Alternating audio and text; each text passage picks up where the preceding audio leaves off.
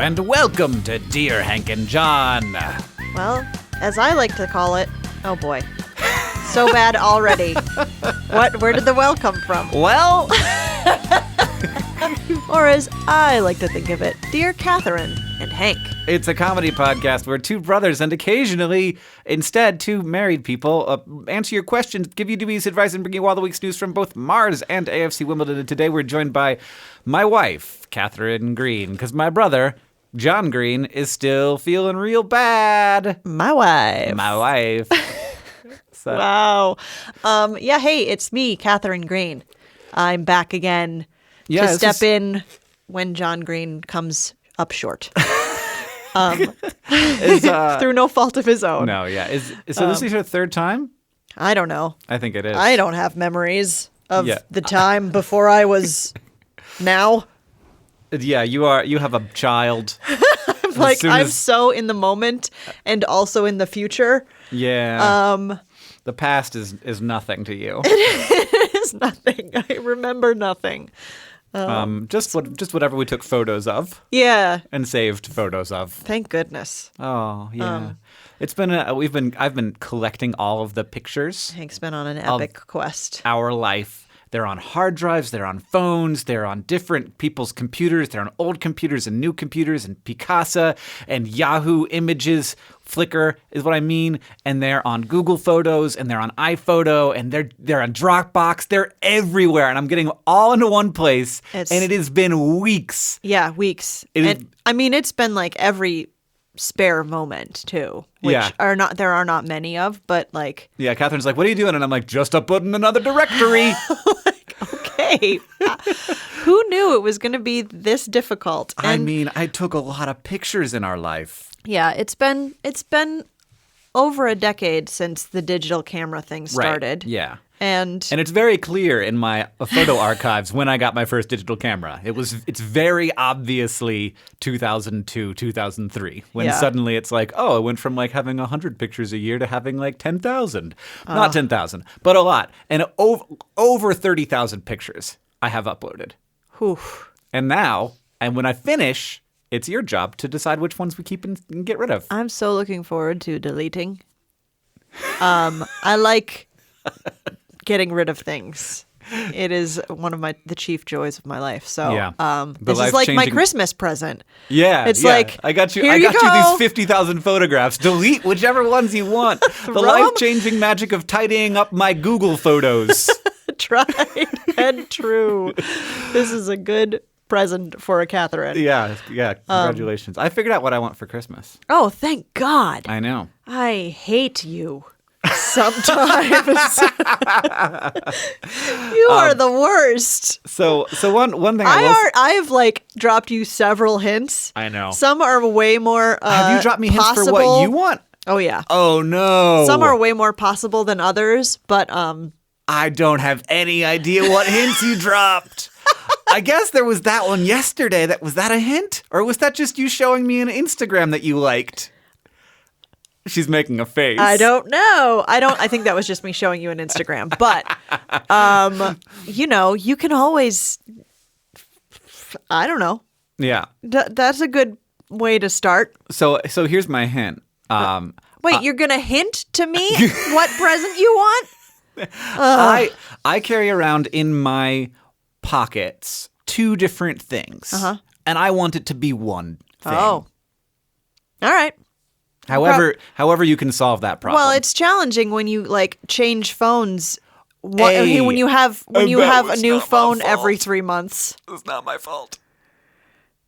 It was it? I have had the same phone for 2.5 years. I got a new one. It died in 2 months. I don't know what happened to it. I dropped it. And then 6 hours later, it was like, you know what I won't do anymore? Anything. I'm done with all things. I will exist. I am now a slightly Or reflective. will I? Yeah, right.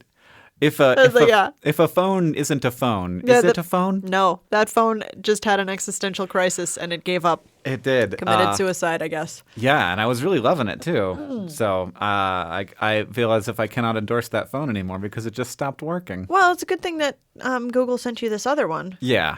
So I am in the fortunate position of having Google occasionally send me a Google Pixel because they're like, hey, we want you to enjoy this phone, which I do very much, except for when it just didn't turn on anymore, and I don't know what to do. Yeah. I probably can, I finally found the little barcode so I can take it to the Verizon store and be like, this broke, but I couldn't find that barcode, and they won't do anything if you don't have it. But I have it now.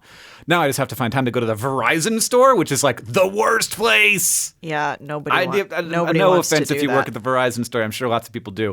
But the Verizon store, there are a number of them in Missoula, but mostly there's this one. There was like a sign ordinance. This is it. Oh, wow. We are going off on a tangent, So y'all. there's a sign ordinance. Here we go. On this road Follow in us Missoula, along. and it says like your sign can't be bigger than X. You know, this wide and this tall, this aspect ratio. Welcome to the fascinating content you have signed up for.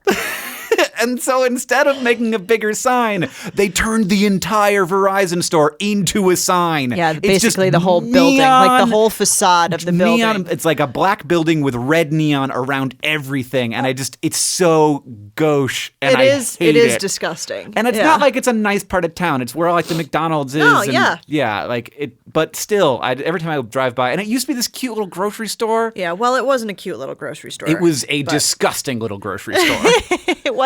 It hadn't been a cute little grocery store for many, many, many years. Yeah. Possibly decades. It was like a It was terrifying kind of corner right. that was overgrown. And, it was like half someone's house and half someone's cheese mart. Yeah, now it's a terrible Verizon store. So progress. Yeah. Enough is enough. I don't know why that one got me so hard. Enough is enough. Welcome to 2017. Enough is enough. Tagline. It doesn't matter what side of you're on. That's what everybody feels like. Just had enough. Everybody's had enough, which is too bad because we've all had enough of each other's enough. Oh boy, and we would like more, but that's enough for everyone else. There really isn't. Oh, there is no. What were we talking about? I don't know. We got on phones. We haven't even gotten to. So how you doing, well, Hank? this was how I'm doing. Okay. Yeah, I was going to tell you about my photo system, and I am. But I'm you didn't very, ask me how I'm I very was doing. excited to get done with it. Well, how are you doing? And also, do you want me to get you anything for Christmas? Oh my God! Wow. What is I it? I don't know if what. Wait. What were the hints? I can't believe I missed the hints. Oh. Was it travel? Because you've hinted at some travel, but so have I. Because I would like to go away because it gets awful here in the winter. Yeah, I mean the place I want to go is maybe not. Well, I don't know.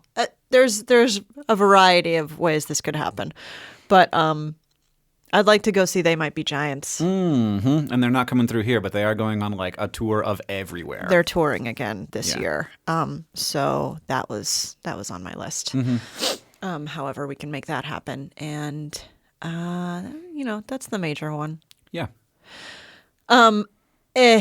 Also, how am I doing? I just got a massage for the first time in like 2.5 months. So that was okay. Merry Christmas. Yeah.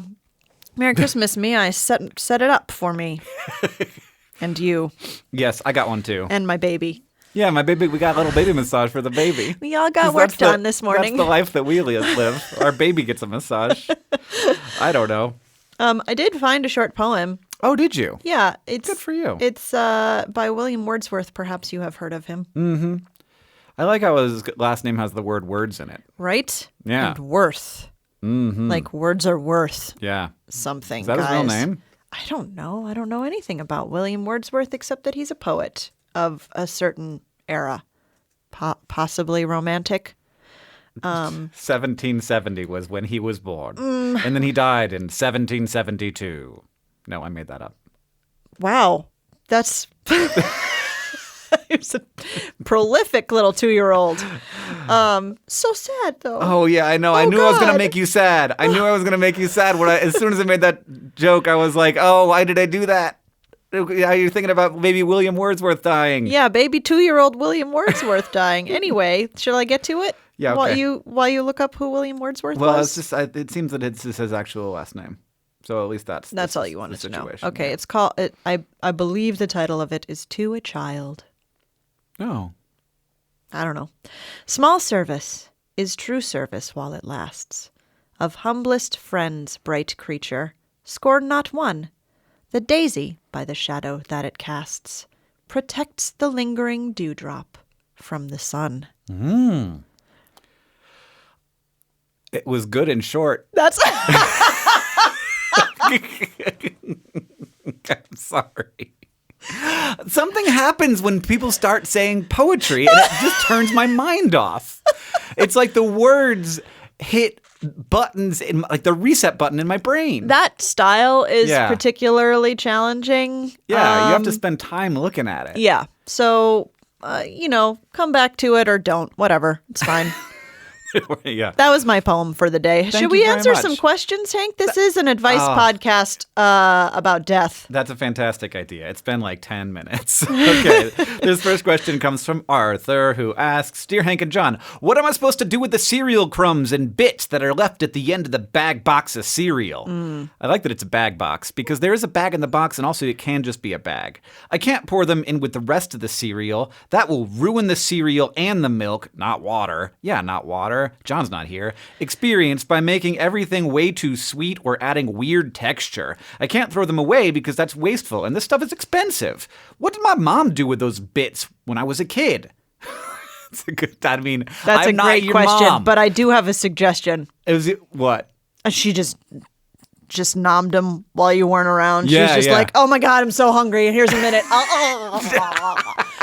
She's just pouring them right down her throat, probably. That's the only, because the only time she ever has to eat is like whenever there's food nearby. Yeah. Just pour the cereal dust into my mouth to sustain me for another hour. Yeah, call your mom and tell her you love her. I'm specifically talking about Quaker oatmeal squares, the king of cereals, but your Agreed. answer, they are very good. Your answer may have slightly more universal applications. Please help bring peace to my mind. There are enough things to worry about at 6 o'clock in the morning. Yeah, first of all, don't worry about this. Also, there are too many things to worry about. We have to stop worrying about things. Yeah, I mean, can I not have opinion on this? I could tell you what I do with them. I pour them into the milk and I eat it. And Yeah. it's like, oh, this bowl of cereal was different than the rest of my bowls of cereal. Right. It's You just variety. treat it as like a different experience. Yeah. Like these are left. There is the challenge of like, can I separate these from and with oatmeal squares, you kind of can because you can like pull out the things that are whole, finish that, then put the dust in. Right. And then it's like porridge instead yeah, of you cereal. make it a porridge. Well, and the thing, like for frosted mini wheats, then they get really sweet because it's all the sugar bits that fell off. I and throw then it's that like away. that is some sugary milk I just made. Yeah. But oatmeal squares are different because they're consistent throughout. So you're so basically sig- making an oatmeal square porridge. So I have suggestions if you don't want to just trash them or put them down your incinerator. Granola. I don't know. Yeah, mix mix it them in in with with your some granola. granola. The texture is already weird in there. Squirrel food. Squirrel food. Yeah. Squirrels will love Do you our like birds or maybe. squirrels? Maybe they'll eat it. Just encourage the rodents and things to come to your house. No. It's like Cinderella. Maybe they'll be friends and make you a dress later. Yeah. Do you know the difference between porridge and gruel? I do. Yes. Because we were talking about it the other day. Yes, but I probably would have been able to tell you the difference earlier than that. Apparently, gruel is drinkable. Yeah, it's like a liquid. It's Yeah. like a thin liquid Yeah. soup. Sounds bad. Now that Well, yeah, it's not the king of cereals. it's certainly not. And also, it is called gruel, which Right. was maybe like bad branding decision. Yeah, Who came up with that one? interesting like that the word for it is so unappetizing. Gruel. It's grueling. Yeah, and I kind of feel the same way about all of the hot wets of the cereal kingdom. Like oatmeal, I just have not yet been able to get behind oatmeal. And I'm 37 years old, so I feel like I'm getting to the stage of my life where I should be more of an oatmeal kind of person. But I just can't get there. But I am now to the point where I can have like muesli and yogurt. Like I can do that, and Well, that's I'm happy. Not warm. No, but Soft? like yeah, as soon as it's warm, I'm like out. Warm cereals, I'm out the door. Maybe I need another 10 years, and then I'll be a warm cereal guy. I feel like it's something that happens to people as they get older. My dad's always eating warm cereal. Is he? No, he does the same thing you do. He eats granola and yogurt. Maybe it's genetic. I remember a lot of oatmeal happening when I was. Anyway, should we move on? This is an interesting discussion about what breakfast foods you like. Let's answer another question. You're cruel. Dear Hank and John, I am currently working as an assistant English teacher in Japan. The experience is great, but as I don't speak Japanese very well, my way of making friends usually consists of looking interested while people talk at me and nodding my head and making aha noises. Recently, though, this method has, as I found out later, resulted in one of the art teachers at my school offering to do a portrait of me to give to my mom. And you agreed to this. Well, you nodded your head and said, uh-huh. I'm of course flattered, but also slightly afraid. I don't usually like renditions of myself. Okay. Yeah. But even more worryingly, I especially don't want to give a portrait of myself as a gift to anyone, no matter the quality. And then there's that old saying that has been running through my mind of how the fastest way to lose a friend is to paint them. Wow, that's not a saying I've ever heard. No. Any and all questionable advice will be greatly appreciated. See you later, Ada. Oh, yeah. So the fastest way to lose a friend is to paint them. That would not result in me losing a friend because everyone would be like, of course that looks terrible. Hank has painted one thing, hanklerfish, and only them. It'd be like, everyone is a fish. That's how you start. And then it's like, yeah, and then it's like, so you have eyes, right? glasses. Yeah. Put on your glasses and a stripy shirt because you wear stripy shirts. Yeah, what's your sometimes. distinguishing feature? I couldn't tell you a single thing. In your hair with a ponytail. Right, yeah. Anglerfish with a ponytail. Anyway, Ada, I think... I feel like you got to sit for a portrait. Yeah. That sounds cool. Just take this as like an interesting experience you're going to have. Mm-hmm. Whether or not you give it to your mom is your decision once they give it to you. Yeah. But and if you also, your mother would love a portrait of you. I think that might be really nice. Like you're in Japan, where's your mom? She's not with you all the time. She wants to see your face. Yeah, especially painted by a Japanese artist. I know, that sounds like such a cool present. It sounds like a pretty cool present. And if your mom doesn't want it, maybe you just send it to me. Send it to Hank and John Green. No. Well, that's okay. You can take a cell phone picture of it, though, and send it to hankandjohn@gmail.com. We would like to see it. We will put it on the Patreon if you're interested in sharing the portrait that comes out of this.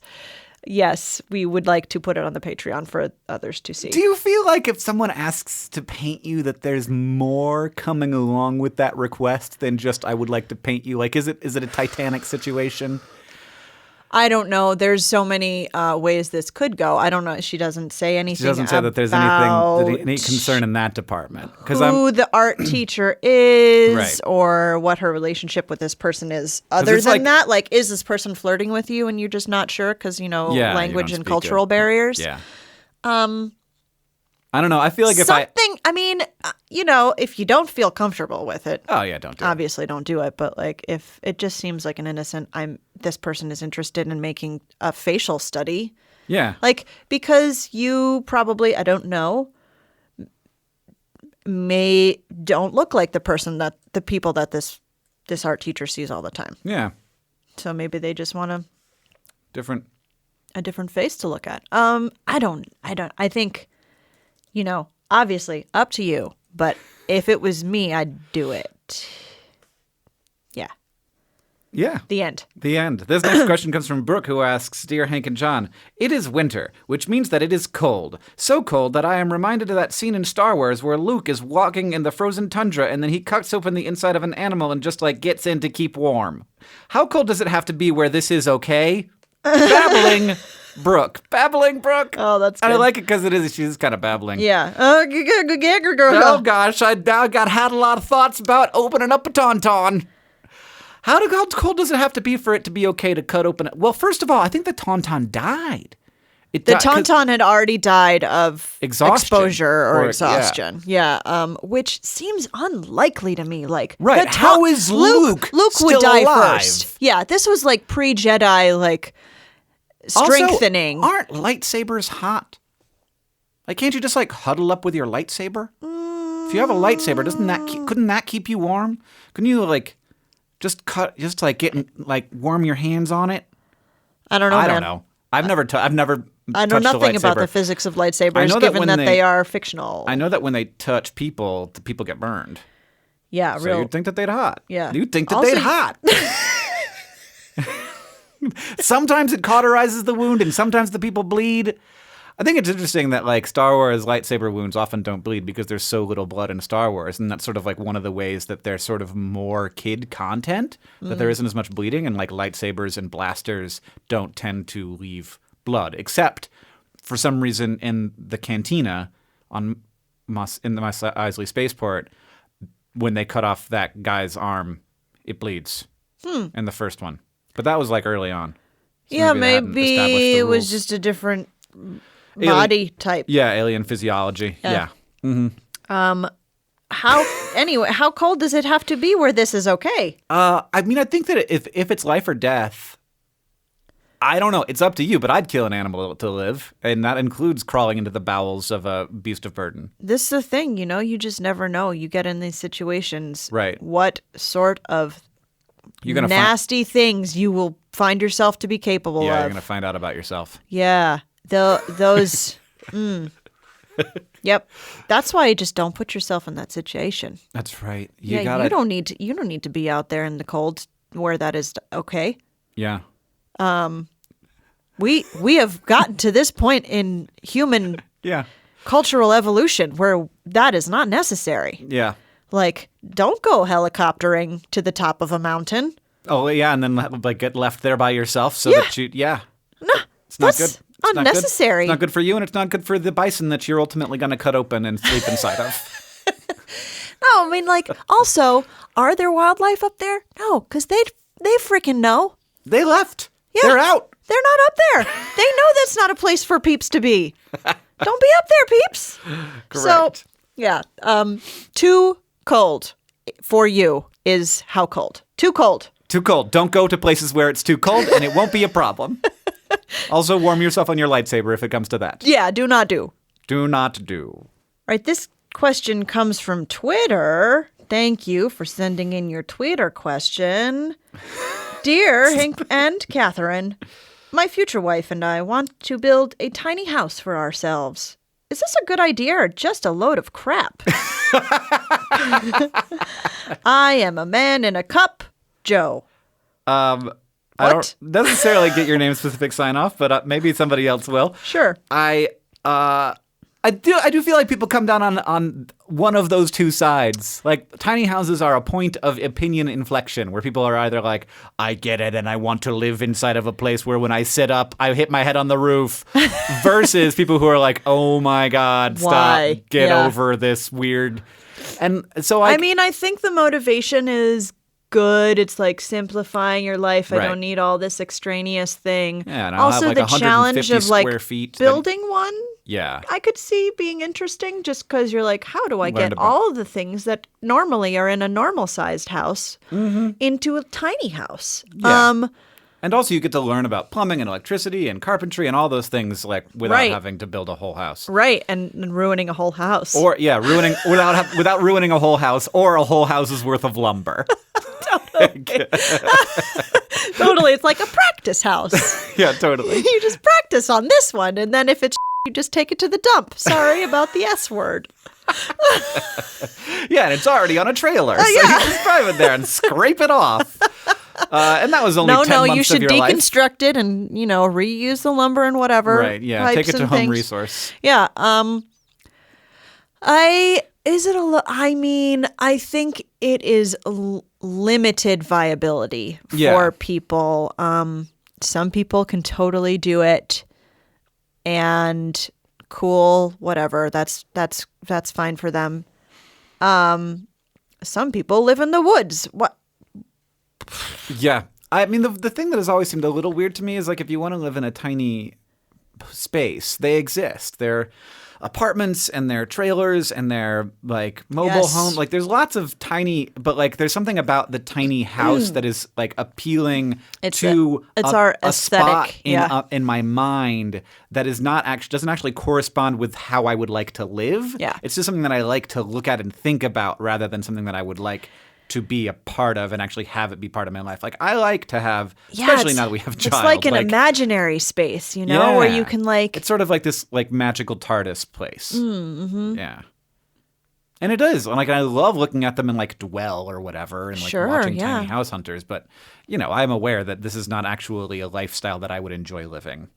Yeah, and I think it's try it out first.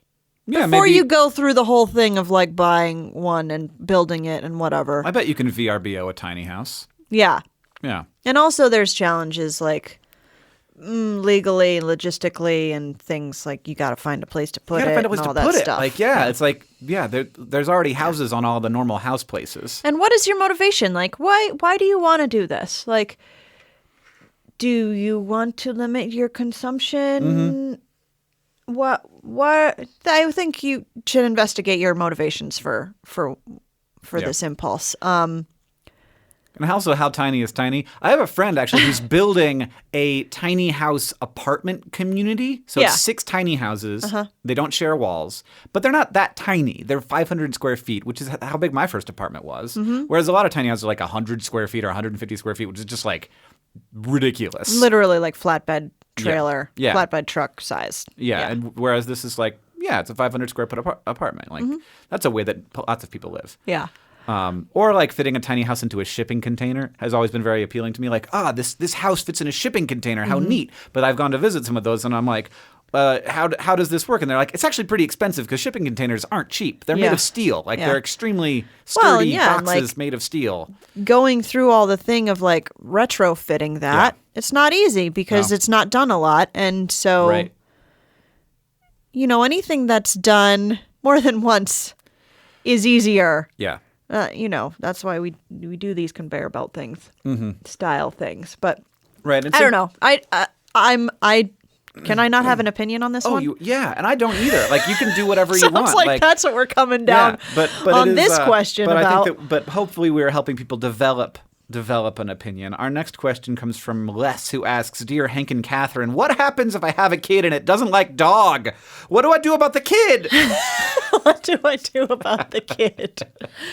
Oh, what if it doesn't like dog?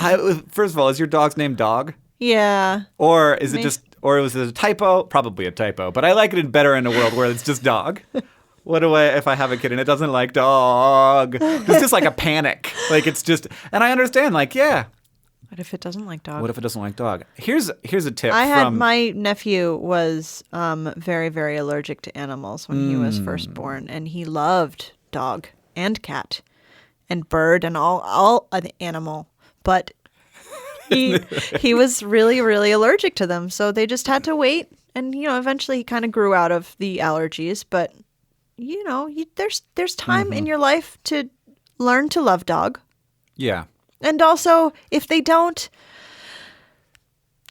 every person is a different person. That's right. And you can't force your child to be anything. Right. Here's that what it does I will not want to be. Tell you from having watched a lot of people who had dogs and then had kids, is that the dog becomes less important to you. Oh, yes. I mean, you still love this dog. Yeah. But it is not top of the pack anymore. Yeah. And maybe you don't love it all that much for a while. Maybe for a while it's like, how on earth am I supposed to take care of this and this? Why can't you take care of yourself? You're a fully grown animal. Yeah. Can you stop peeing on the carpet? Right. Some people are totally capable of like expanding their hearts to fill to anything, but some people aren't, and that's fine too. You can only do as much as you want, but once you have a baby, that's the priority. You got to recognize that. But if you have a kid and doesn't like dog, though, you can keep dog. Like you can have things in your house that your kid doesn't like. We have a ton of them. Oh yeah. Like, no, he seems to like everything. He doesn't really like. Yeah, what doesn't he like? He doesn't like. sometimes he doesn't like getting his butt wiped. Right. No, he doesn't. Yeah. He doesn't like the washcloth that we wipe his face with. Right. Yes. He does not like face wiping. But that's not like a thing. Probably the thing in his house that he is most like has both positive and negative feelings toward. Like the things that he has the largest negative feelings toward is us. Oh yeah, totally. Because we're always trying to make him do stuff he doesn't want to do. Everything, like most things, he's either indifferent hug to us. or he loves them. Jeez. But us, he like loves and also hates. I wouldn't say hate, but Yeah. tolerates with. I mean, sometimes he's pretty upset. It's such a sad face. No, I know. When I'm like, dude, I just have to do all the bedtime stuff. You gotta sit through the bed. I know your butt hurts. Bedtime stuff. He's had some bad diaper rash this week. Gotta wipe his. It looks so much better today. It does. Everything's gonna be fine, guys. Our baby's butt is good. Here's a question from Michael. Dear brothers of Clan Green, or wife and husband of Clan Green, I like to walk around on campus when it is dark. I enjoy it because it is peaceful and not many people are out and about. I naturally walk faster than most, so when there's another person, I would normally walk past them, but I don't want to freak them out by making it feel like I am approaching them. But if I slow down and we're going in the same general direction, then it seems like I'm following them. Yeah. What do I do? Pavo mediocri salvete. You know, I looked that up. Michael, and I'm sorry about my Latin. I do not do Latin pronunciations. I looked it up, and Google also can't handle this because Google said it meant peacock regarding goodbye. Good. So I don't know what it actually means. Probably not that one. Michael meant to say peacock regarding goodbye. I don't know. That's all I got for you in terms of the sign off. In terms of the question. Right. Here's what you do. Just turn. Just like, I'm going to walk across the leaves now. Yeah, right. Just into a hedge. Dude, if you're just taking a walk, you can go any direction you want. That's right. Yeah, no, I do this all the time where I'm like, I feel awkward. This person knows I'm here but doesn't want to turn around to look at me, so I'm just going to go into the woods. That's not creepy at all. Just he disappeared. Where did he go? He was right there. He was right behind me. Where did this strange man go? Did he go into the bush to hide? Other solution. You can go with yours, but I have another solution. Wait, what? I said just turn? Yeah. Yeah. For a solution. Yeah. I have another solution. Okay. Rollerblades. Right. I mean, there's nothing less threatening. Like, you cannot be like, oh, here comes a guy on rollerblades. Better get out my mace. I mean, maybe. I don't know. But the thing is, on rollerblades, people know that you're not approaching them. Like, people know that you're going to be passing them because you have wheels. You got the rocket feet. And there is something really non-threatening about a guy on rollerblades, especially if they're like hockey skates or if they're like trick skates. Maybe like that guy looks a little bit cool. Yeah. Like, and he might. But like if you're like got skates that are just for like skating. If you got them fitness skates on. Yeah, fitness skates. Yeah, fitness skates. Nothing sexier. Which is the only kind I've ever had. Oh man, I love rollerblading. I know. It's just not possible here It in is the Montana. hard in We got bad weather and bad sidewalks. Yeah. Because of the bad weather. Yeah. Yeah. So I have not. I see people around doing it, but I'm like, that's got to be just. Yeah. What a nightmare.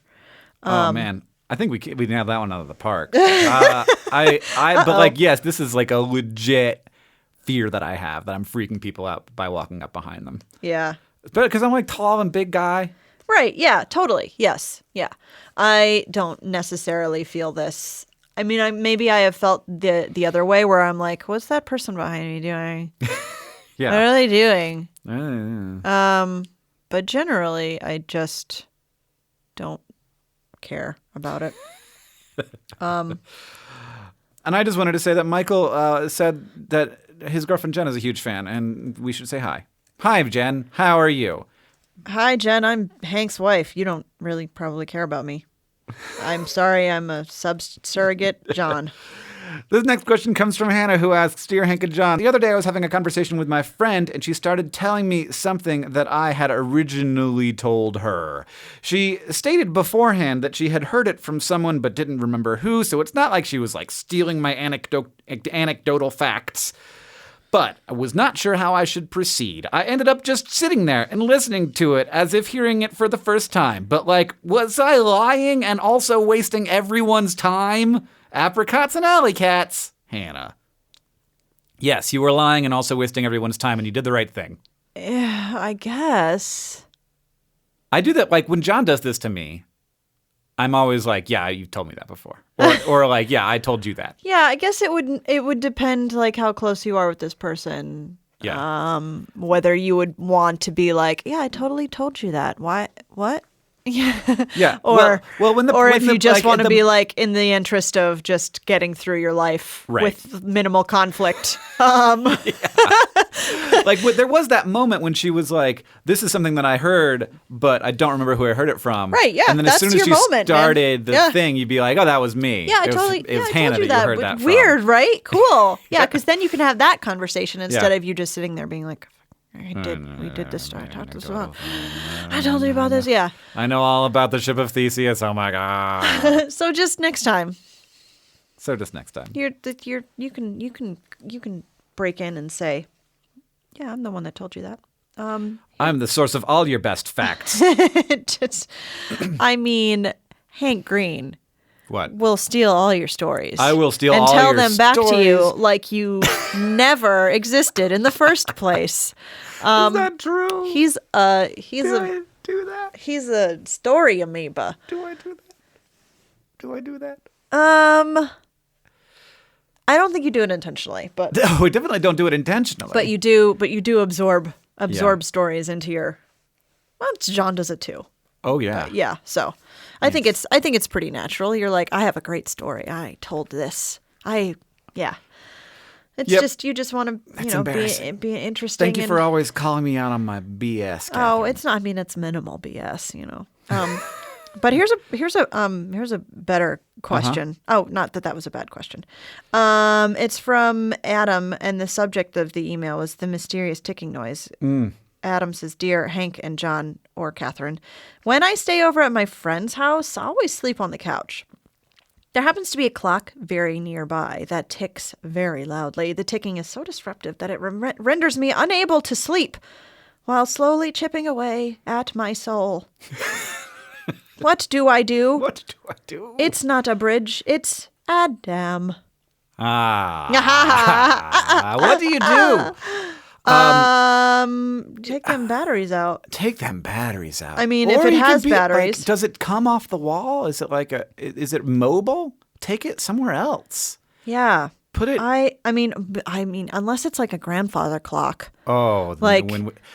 Have I ever told you the story? Here's another question. Like, why are you sleeping on the couch in your friend's house? What do you mean? Where I don't know. I sleep? On the floor in your friend's room? I don't know. That's if there's where a couch, I always I'd rather slept. be on a couch than the floor. I don't know. What they call them? Earplugs. Yeah. There you go. You just bring earplugs to your friend's house every time, or you just leave a pair there. You put them on that clock, because then you'll know where they are. Or like hide them inside the clock somewhere so that everybody who sleeps on the couch can know that those they take and they're like, there's earplugs in the clock. These are the clock earplugs. Yeah. Or like ear muffs or something, that so you can. the thing that I like when I'm on tour, sometimes I end up sleeping in rooms with guys who snore. Right. And noises you cannot avoid. Yeah, and if you get an app, like a white noise app, the one I use is called Simply Noise, and you put your earbuds in your phone and then in your ear, and you play white noise directly in your ear, you will not hear it if the world ends. Right into your brain. It just turns you right off. And I do this. It's Do amazing. this fairly regularly. This is a good trick, and it's good for everyone. Everyone should do it. You need to sleep. You need to sleep. It's amazing to me the way that some people are able to sleep, because I have had such a pampered life. Did I ever tell you the story of the time that I had my computer in the guest bedroom of my house, and I created a screensaver for that computer in which I not like there was a picture of me. This was the screensaver that I made, and I knocked on the screen from the inside, and it made a knocking noise of like we're knocking on glass.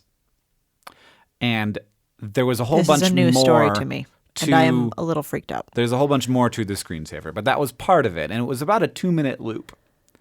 And my John's girlfriend came to visit and slept in the guest bedroom, and we turned off the computer monitor, but the speakers were still on. So every 2 minutes, oh my God, the computer made a noise like someone knocking on the inside of the computer glass. Well, it was a CRT monitor. Yeah, I can hear it. Yeah. Yeah. Yeah. Yeah. And so and like she slept. She had a terrible night. The whole she did not sleep, but she was in that room all night long with that noise happening every 2 minutes. And I was just like, you have to get up and just pull the plug out of the wall. Well, yeah, or just let somebody investigate. know, or yeah. turn the speaker. There's a number of, and if this is bothering you, it's totally fine as long as you set the clock back in the morning, or you put it in the bathroom, and you're like, oh, the clock ticking was bothering me. I took care of it.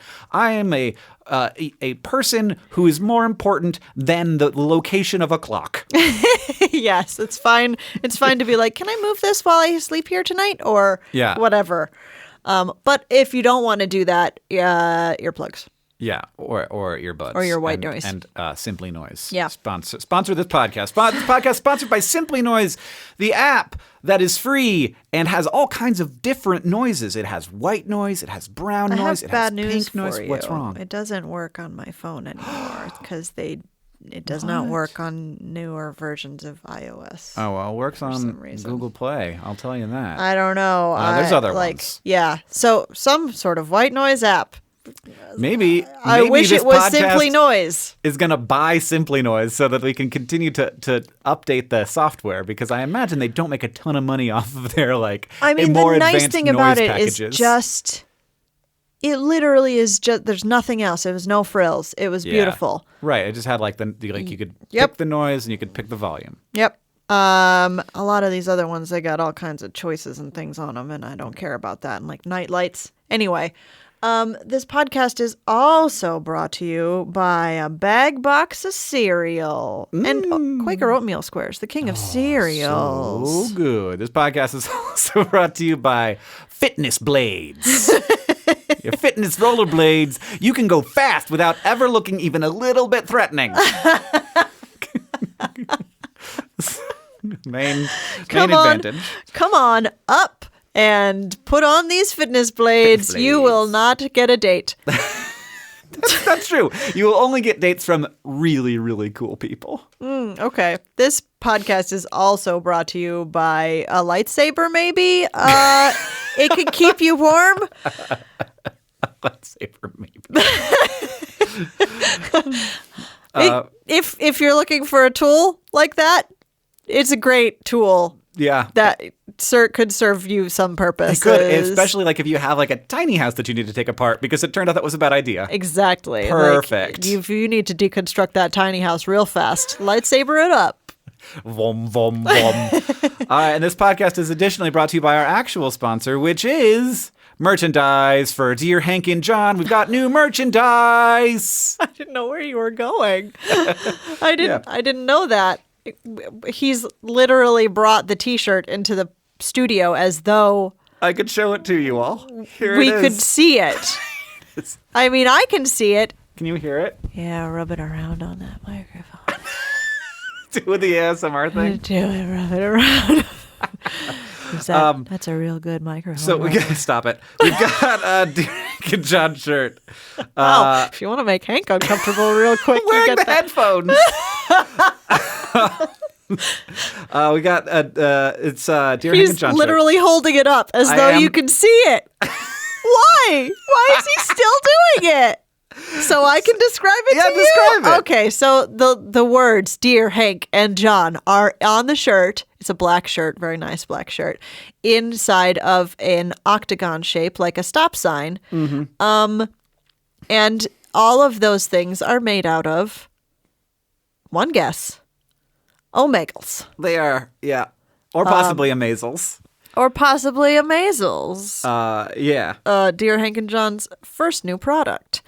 It's beautiful. It's primary colors plus green, and the shirt is black. And I mean, if you like this podcast, Hank. What? That was me tearing off the tag because it's got to tear off tags. So you have to deal with the tag. Yeah, that's great. And then you never know how to wash it again. Just wash it on normal. Treat it like a T-shirt. Just wash it on normal. It's a T-shirt one. Give it a T-shirt wash. Yeah, wash it on American cheese. Is that the end of the Wow. Doesn't make sense. What did I mean? the normal setting of American normal. cheese? Yeah, because that's what normal cheese is. Regular. Normal, yeah. Regular cheese.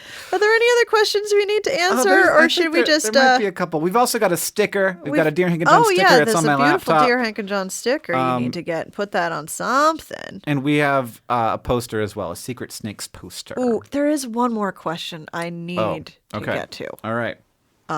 This question comes from Maggie, who asks, Dear Hank and Catherine, how did cave people cut their fingernails? Did they even cut them? Oh, no. Or did they just break all the time? Oh, God.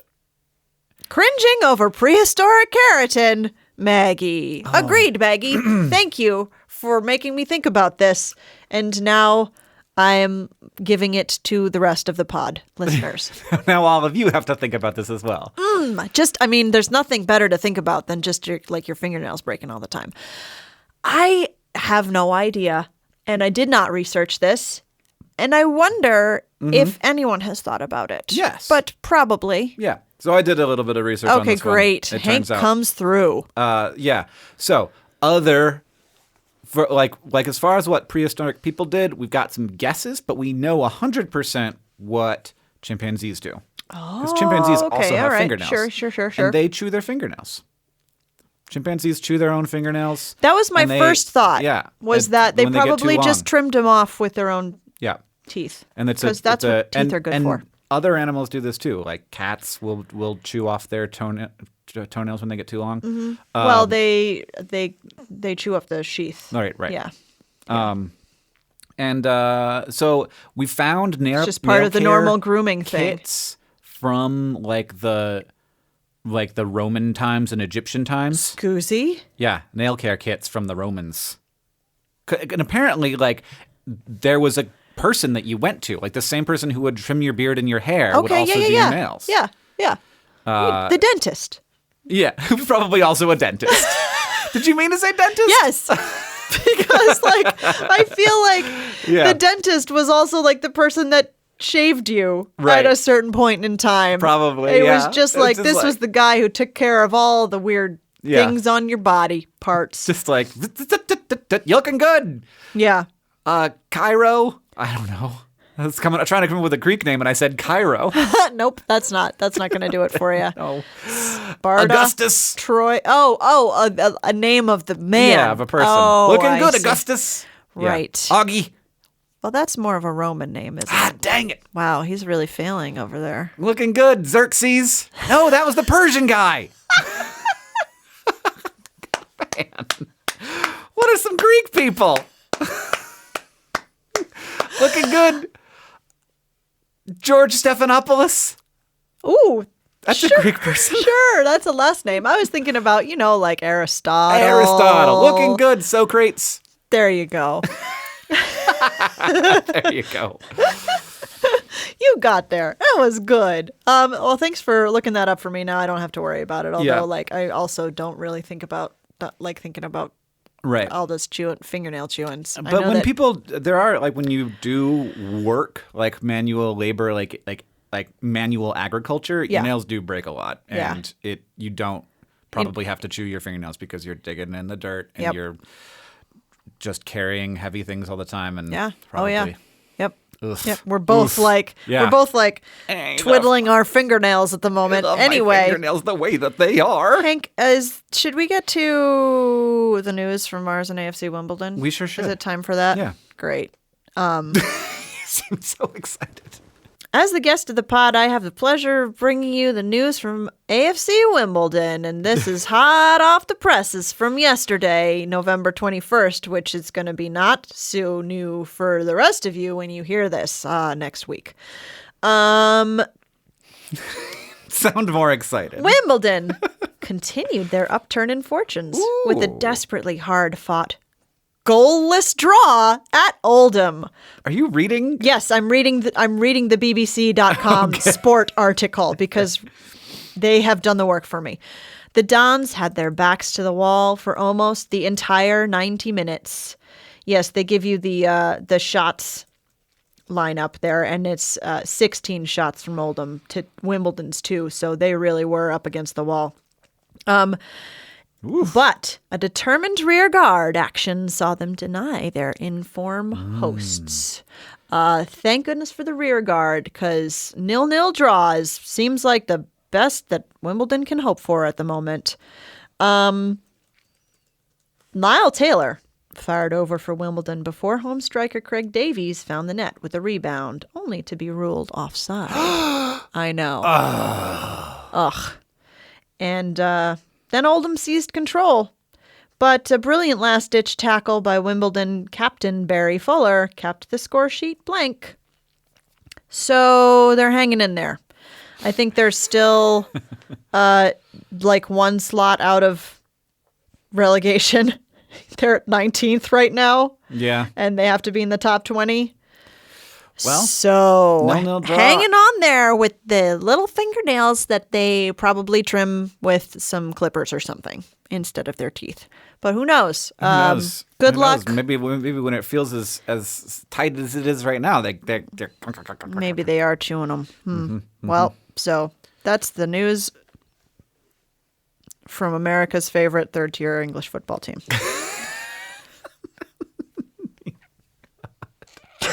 The Mars news is also mixed. So you heard a couple years ago that there were these recurring dark stripes that would seemingly flow down like steep areas of Mars, and it was liquid water on Mars. May not be liquid water on Mars is the new paper that is out. So the main argument that this paper makes is that these stripes appear at just at the places and at the slope angle that and mostly on sand dunes where sand is continuously replenished, that the sand would fall at, and they stop when the slope angle gets to the place where sand would not fall anymore. And so they think it's some sort of dark sand. They think it might just be like a dark sand thing. But the original thought behind it being water was twofold. One, there were some of these salts that would significantly lower the freezing point of water so that the water would stay liquid for longer. Okay. In colder areas. So the salts were there, which made sense that then the water would be sort of this liquid slushy stuff. And also they were seasonal. So it would only happen in the summertime when it was warmer. So there'd be liquid sort of seeping out was the idea. When it got warmer, some stuff was melting and the liquid was seeping out. The liquid water was seeping out. Right. But the sort of counter arguments there are that those salts are around, so maybe this isn't the situation, and it just happened to be in those places. And then as far as the seasonality, there is also some seasonality to how dust moves around on Mars. So that could be not water, and there's really no way to tell with the current instruments that we have orbiting Mars to point those instruments and be able to tell just by looking at it what it is. We'd have to either have new instruments that would do something. I don't know how they would do it if you could do spectroscopy from that far away and have it detect water, or you got to go right up onto it and be like, "Hey, what's up?" Yeah. And NASA really doesn't want to do that because they're worried that Curiosity has Earth microbes on it that they could potentially contaminate any and Mars also life it seems that would like be there. the ground in that area is probably very quite steep. Unstable and sandy, steep. So sandy 30-degree slopes. Seems Not dangerous fun to for send Curiosity. your rover there. Yep, good point. So maybe maybe is the 2020 rover going to have any like probes that can launch from it? You know, That would be interesting. There has been a thought about that, about having basically a quadcopter, like a drone that would go off of it, but they would mostly be using that to scout. So to see like higher resolution where the rover's going to go rather than for doing route science. planning. Yeah, science on its own. Well, maybe they can think about having a science drone instead. Drone. Or in addition. But these are Because that's what they always doing on the Enterprise. They're like, send a probe. Send a probe. We can't get the Enterprise near it. It's too dangerous. face. I'm sorry nobody else got to see that face. That was my serious Starship Captain face and voice. Yeah. But these they're called recurring slope lineae, and there are a ton of them now. We found them all over the place, which is sort of another reason why we're like, maybe this isn't water, because they're everywhere. They found hundreds of them. Right. Like hundreds of different locations, not just hundreds of slopes. So that's the sort of womp womp of the day. It might just be dust. Yeah, I mean, you know, seems likely to me. It is a cold, dead planet. There is, to be clear, plenty of water on Mars, just not liquid water. People get very confused by this. And I'm like, no, there's definitely lots of water on Mars. We see that all over the place. Well, yeah, we just have a different word for it. We call it ice. Yes. Well, I guess when you say we, who do you mean? Because I would call ice water. Humans. No. Scientists refer to all states of water as water. Okay, but there are different words for water when it is in different states as well. Water vapor. That humans ice. use. Yeah, we call it steam sometimes. Yeah, I guess we call it steam. Yeah. I mean, it's not like when you say ice, steam. You're talking about like frozen you might be, that's the thing. That's alcohol. The confusing thing. You yeah, could but be. no one normally is doing that. Like if I just have like a block of iron, nope. That's kind of like iron ice. Yeah. Because it's not liquid. That's it's totally how like normal human beings talk and think. Just say ice. But like there are other ices. I know, but especially on other planets. Are There's, you like, doing tons of science ice. communication for lay people? I'm just saying. For the most part, yes. Right, yes. So ice is maybe fine. we should just say ice water. Right. There's lots of ice. Yeah. There's lots of ice on Mars. Water ice. There's also lots of dry ice on Mars. And we have a word for that as well. It's called dry ice. Water ice. Now I'm confused. It's a BB wheel. Those are not related accents. I know. I'm sorry. But okay. What are you confused about? No. Never mind. It's not important. Dry ice and water ice. Right. Well, dry ice is carbon dioxide ice. Oh. Okay. Thank you. Yeah. Yes. That's what I needed. Okay. Catherine. Yes, hey. Thank you for potting with me. What did we learn today? Wait, we got to the end already? It happened. What did we learn today? I don't remember. I told you about this in the beginning. We learned that like there's that cereal dust at the bottom of the bag, and you don't know what happened to it when you were a kid growing up because your mom was just out there like taking care of business because she was so hungry. I just had the thought of like dipping like the dip sugar. Oh, good Lord. Like Fun Dip? Fun Dip. Yeah, like doing that, like just like licking a popsicle stick and mom like rolling it around in the frosting in the frosted mini wheat dust. Yeah, and you being know what like, she probably I just want to eat something. She probably like poured it into her like cold cup of coffee and was like, this'll do. Poor mom. Everybody thank your mom. We also learned that if kid doesn't like dog, then you could keep kid and dog, and that's to be okay. Not everybody in the house has to like each other. Yeah. I mean, this is a good lesson for your kid. Yeah. Right. Yes. Things aren't always perfect. And I'll tell you what, Cat does not like baby in our house. Cat does not like baby. So she's learning man. to live with that. Poor Cat. Yep. Sorry, Cat. We also learned that, the Verizon will get around any sort of sign ordinance by just making their building a sign. Taking over the creepy little grocery store where they sold stinky cheese. Corporate espionage. That's not the what it right is. word. No. Whatever. But we also learned that lightsabers are extremely effective at deconstructing your tiny house once you've decided to move past that lifestyle. Once you grow up a little bit. I mean, yeah, nope, whatever. Great. Lighthouses. Lighthouses are kind of tiny houses. They just got really big lights on them. Yeah, well, yes. Lighthouses are a house for a light, and a light is both tiny and infinite.